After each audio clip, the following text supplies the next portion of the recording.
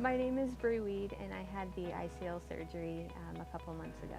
My hobbies include backpacking, hiking, working out, swimming. So I do live a very active lifestyle, and wearing contacts did hold me back because I always had to be cautious if I'm wiping sweat not to touch my eye very hard, because one swipe with a towel, my contact is gone. I have to stop what I'm doing and put it back in my eye.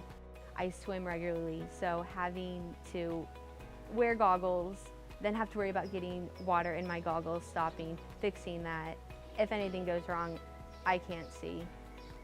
So recently I went backpacking to Mount Whitney, and you're carrying a 40-pound backpack, and I had to bring my contacts because it was over 2 nights. And I remember getting up to the top of Mount Whitney, and my contacts felt so dry to where I did one swipe and the contact was gone. So on the top of Mount Whitney, I had to put in another contact. It was a life-changing experience because in that moment I felt helpless.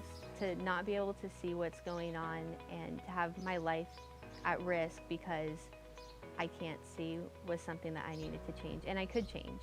I went to NVISION and they actually gave me 2 options between LASIK and ICL.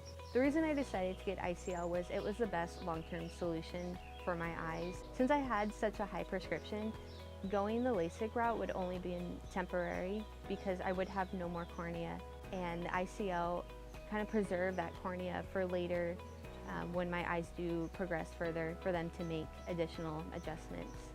So the first moment that I went in the pool and swam without my goggles and opened my eyes, you get a little emotional. It's something that you always hope to be able to do, and now I can do it and I don't have to worry about my contacts. I feel like I can just go. I don't even know if I can put it into words. It's just seeing clearly and like a whole new world.